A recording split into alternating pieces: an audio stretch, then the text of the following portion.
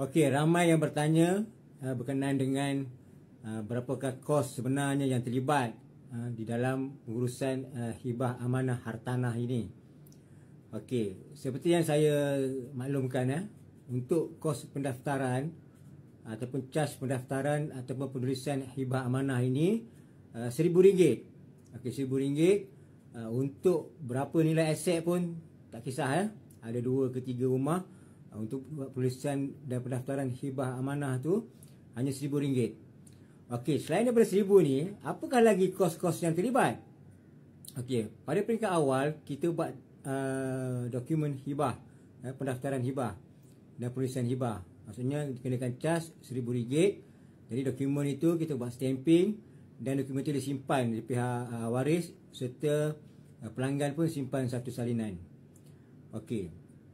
Setelah pelaksanaan, sebagai contoh, sekiranya pemberi hibah telah meninggal dunia, jadi kita nak laksanakan hasrat pemberi hibah tu berdasarkan kepada dokumen hibah yang telah ditulis pada peringkat awal tu. Jadi sekiranya contoh ayah telah memberi hibah kepada anak, jadi apabila kita membuat proses pelaksanaan ataupun pengurusan pertukaran daripada nama pemberi hibah iaitu ayah kepada penerima hibah iaitu anak, jadi sudah tentu berlaku ataupun ada cas-cas yang dikenakan. Okey, secara keseluruhan pihak waris mengenakan cas sebanyak 1% di atas pengurusan itu. Maksudnya pengurusan untuk tukar daripada nama arwah ayah kepada nama anak. Okey, waris kenakan cas sebanyak 1% daripada nilai harta tersebut. Okey, antara cas-cas lain yang terlibat ialah bayaran di pejabat tanah, bayaran dengan lembaga hasil dalam negeri. Jadi ini antara 3 elemen ataupun perkara yang akan dikenakan bayaran lah. Maksudnya basic dia cas pengurusan daripada waris sebanyak 1% daripada nilai aset tersebut. Dan juga kita ada bayaran di pejabat tanah, bayaran untuk jabatan hasil dalam negeri. Jadi ini merupakan 3 basic asas lah untuk bayaran yang akan dikenakan sewaktu proses pelaksanaan ataupun pengurusan hibah amanah tersebut. Jadi bukannya bermakna bayar RM1,000 pada awal tu boleh settle semua tak. Semua macam tu. Semua urusan pun memang dikenakan macam tu. Jadi apa yang berlaku ialah pemberi hibah perlulah merancang jugalah bajet untuk kos-kos pindah milik ataupun tukar nama nanti setelah pemberi hibah dah tak ada. Jadi antara perkara-perkara yang boleh pemberi hibah buat ialah menyediakan dana khas, maksudnya standby siap-siap duit bajet untuk proses tukar nama tersebut, ataupun menyerahkan beban ataupun kos-kos itu kepada penerima hibah tu sendirilah, iaitu anak.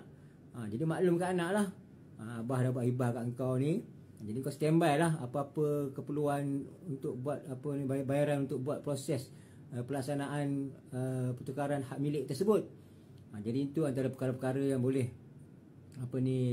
dibuat perancangan awal lah bagi pemberi hibah ataupun penerima hibah, ataupun dengan penyelesaian beli satu hibah takaful ataupun polisi insurans dengan perancangan ataupun dengan maksudnya sekiranya pemberi dah meninggal nanti, jadi boleh gunakan duit pampasan itu untuk membayai kos pindah milik ataupun pengurusan ataupun pelaksanaan tukar milik apabila pemberi hibah sudah meninggal dunia nanti.